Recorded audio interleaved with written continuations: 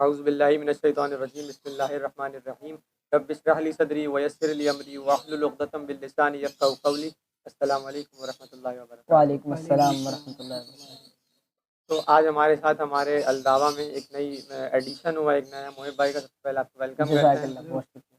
تو آج ہمارا جو ٹاپک ہے جس پہ ہم بات کرنے کی کوشش کریں گے وہ شرک ہے۔ تو انشاءاللہ اس کو شروع کرتے ہیں اور اس کو سمجھنے کی کوشش کریں گے کہ شرک ہے کیا اور کیا کیا مسلمانوں سے غلطیاں ہوتی ہیں جس سے وہ شرک کے زمرے میں آتے ہیں۔ دیکھیں، سب سے پہلے تو میں آپ کو یہ بتاؤں کہ شرک کی دو اقسام ہیں، شرک اکبر اور شرک اصغر۔ شرک اکبر میں آپ اللہ تعالیٰ کے ساتھ کسی کو معبود کرتے ہیں ڈائریکٹلی، کہ آپ اللہ تعالیٰ کی بندگی سے انکار کرتے ہیں، اللہ کے ساتھ کسی کو معبود کھڑا کرتے ہیں، جیسے بتوں کی پوجا کرتے ہیں بدھزم میں، اور بہت سے کرسچینٹی میں ایسے لوگ ہیں کہ نعوذ باللہ حضرت عیسیٰ علیہ السلام کو خدا مانتے ہیں، اور ایسی بہت ساری چیزیں ہیں جن سے لوگ اللہ تعالیٰ کی عبادت کو چھوڑ کر اپنے دوسرے معبود کی عبادت کرتے ہیں۔ شرک اصغر میں یہ آتا ہے کہ اللہ تعالیٰ سے کسی کو مشابہت دینا، صفاتی طور پہ ہو گئی، یا کافی ایسی چیزیں ہیں جیسے کہ تقدیر کو بہت سے لوگ نہیں مانتے، تقدیروں پہ ایمان نہیں رکھتے، تو ایسے بھی بہت سارے لوگ یہ شرک کے زمرے میں آتا ہے، اور دکھاوے کی عبادت کرنا بھی شرک میں آتا ہے، کیونکہ پھر وہ عبادت کسی اور کو دکھانے کے لیے ہوتی ہے، اس جی عبادت بے کا شک، مقصد اللہ تعالیٰ کی رضا نہیں ہوتی، اس عبادت کا مقصد۔ دیکھیں، شرک میں ایک شرک کی کائنڈ یہ بھی ہے کہ اکثر لوگ مزاروں پہ جا کے اور جو اللہ کے ولی ہوتے ہیں ان کی قبروں پہ جا کے سجدہ کرتے ہیں جی اور ان کی قبروں پہ جا کے دعا مانگتے ہیں کہ دیکھیں دعا تو صرف اللہ تعالیٰ ہی سے ہم مانگ سکتے ہیں، دعا کو قبول کرنے والا صرف اللہ تعالیٰ ہی ہے۔ تو اس چیز کو سمجھنے کی بہت زیادہ ضرورت ہے، اور یہ بہت زیادہ ہماری سوسائٹی میں کامن ہے یہ بات کہ جو اکثر لوگ مزاروں پہ جا کے چادریں چڑھاتے ہیں اور ان سے دعائیں مانگتے ہیں، ان کے آگے انفیکٹ سجدہ کرتے ہیں۔ مطلب سجدہ کرنا تو کوئی بات سمجھ میں ہی نہیں آتی کہ انسان کوئی شخص اللہ تعالیٰ کے علاوہ کسی کو سجدہ کیسے کر سکتا ہے۔ صحیح بات ہے، اور اسی سے متعلق عاشق بھائی اور محب بھائی ایک حدیث بھی ہے کہ ہمارے نبی کریم صلی اللہ علیہ وسلم کے آخری ایام میں جب وہ اللہ سے ملنے جا رہے تھے تو انہوں نے اپنے صحابہ سے خطاب کرتے ہوئے یہ بات فرمائی کہ یہود و نصارہ جو ہے اللہ تعالیٰ کی رحمت سے اس لیے غافل ہو گئے کیونکہ وہ جو ہے اپنے انبیاء کی قبروں کو سجدہ گاہ بنا رہے تھے۔ اللہ تو بیسیکلی اللہ تعالیٰ اللہ کے نبی جو ہے ہمیں اس عمل بد سے روک رہے تھے، ہمیں مسلمانوں کے لیے اس بات سے منع فرما رہے تھے، تو انشاءاللہ اس بات پہ بھی غور کرنا چاہیے کہ ہمارے نبی نے منع فرمایا۔ نبی اکرم صلی اللہ علیہ وسلم نے جب اسلام کے شروع کے ایام تھے تو انہوں نے اپنے صحابہ اکرام رضوان اللہ تعالی علیہم اجمعین اور اپنی امت کو قبرستان میں جانے سے روکا۔ اس کے پیچھے ایک حکمت تھی، وہ یہ تھی کہ جب اسلام کے شروع کے ایام تھے تو حضرت محمد صلی اللہ علیہ وسلم کو خدشہ تھا کہ لوگ وہاں قبرستانوں پہ جا کے سجدہ نہ کریں کسی بھی قبر کو، تو اس عمل بد سے روکنا تھا۔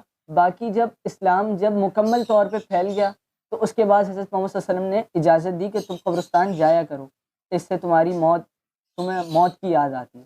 اچھا دیکھیں، ایک میں آپ لوگوں سے دونوں سے سوال کرتا ہوں کہ اکثر لوگوں کا یہ جسٹیفیکیشن دیتے ہیں جو اس طرح کی چیزوں میں انوالو ہوتے ہیں کہ وہ کہتے ہیں کہ ہم تو صرف ان کو یعنی اللہ کے بزرگوں کو اور اللہ کے ولیوں کو جو اس دنیا میں نہیں رہے ان کو ہم صرف وسیلہ بنا رہے ہیں۔ اس بارے میں آپ کا کیا کہیں گے؟ بیسیکلی اس بارے میں جو ہے نا، کسی بھی انسان سے اگر آپ کوئی چیز مانگتے ہیں، کسی کے وسیلے سے مانگتے ہیں، تو اس میں جو ہے 3 چیزیں ہونا لازمی ہے کہ وہ حی ہو، حاضر ہو اور قادر ہو۔ اب جیسے کہ میں محب بھائی سے بولوں کہ محب بھائی مجھے ایک پانی کا گلاس پکڑا ہے، تو کیا محب بھائی حی ہے؟ بالکل۔ حاضر ہے؟ جی حاضر ہے، یہاں پر بیٹھے ہیں، اور قادر ہے، یہ قدرت بھی رکھتے ہیں۔ قدرت بھی رکھتے ہیں۔ تو اسی لیے اب ایسی یہ بات ہے کہ کسی اولیاء اکرام سے جیسے وہ لوگ جا کے بولتے کہ یہ جو ہے طوفان کا رخ موڑ دیتے ہیں، اب نہ وہ حی ہیں اور حاضر بھی نہیں ہے کیونکہ وہ اپنی قبر میں ہے، اور قادر تو بالکل نہیں ہے۔ اس پہ جو اللہ تعالیٰ ہی صرف قدرت رکھتے ہیں موسم میں اور ہر چیز کو بدلنے میں، اللہ کے علاوہ کوئی نہیں رکھتا۔ بالکل بالکل، تو اس چیز کو سمجھنا چاہیے کہ جو شخص حاضر ہی نہیں ہے، حی ہی نہیں ہے اور قادر ہی نہیں ہے تو وہ اللہ تعالیٰ جس طرح دعائیں قبول کرتا ہے وہ اس طرح کیسے کر سکتا ہے؟ دیکھیں، شرک صرف یہی نہیں ہے، شرک کے ہم لوگ صرف کسی اور کے آگے عبادت کریں، اللہ تعالیٰ کے برابر کسی کو ٹھہرانا بھی شرک ہے۔ اس کو بھی بہت زیادہ سمجھنے کی ضرورت ہے کہ اگر ہم کسی کو اللہ تعالیٰ کے برابر بھی سمجھیں گے تو بھی وہ شرک ہے۔ صحیح۔ اور اسی کے ساتھ ایک اور بھی بات ہے کہ ہمارے نبی کریم صلی اللہ علیہ وسلم نے یہ بھی فرمایا کہ کل بدعۃ ضلالہ وکل ضلالۃ فی النار، کہ ہر بدعت جو ہے گمراہی ہے اور ہر گمراہی جو ہے جہنم کا راستہ ہے۔ تو ہمیں چاہیے کہ یہ جو مزاروں پہ جانا ہے اور ان سے دعائیں مانگنا ہے یہ بھی ایک بدعت کا حصہ ہے، کیونکہ بدعت بیسیکلی یہ چیز ہے کہ کوئی بھی رینوویشن کرنا جو ہمارے نبی اور صحابہ کے دور میں وہ لوگ نہیں کرا کرتے تھے، وہ چیز کرنا، کوئی نیو چیز لانا اسلام میں۔ آج کل کے معاشرے میں سب سے زیادہ ہے کہ ہم نے درگاہیں اور مساجد کو چھوڑ دیا، درگاہوں پہ جا کے حاضری دیتے ہیں، چادر چڑھاتے ہیں، سلام کرتے ہیں ان کو، اور مساجد کو ہم نے آباد ہی نہیں کیا۔